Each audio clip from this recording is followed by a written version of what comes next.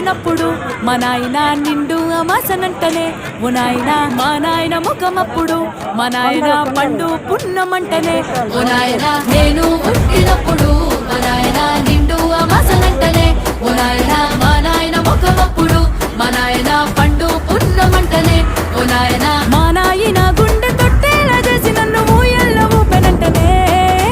పేరుగల్లా పేరుగల్లా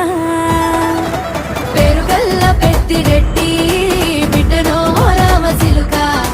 గౌరాలే నన్ను చేసి పెంచనే ఓ రామసిలుక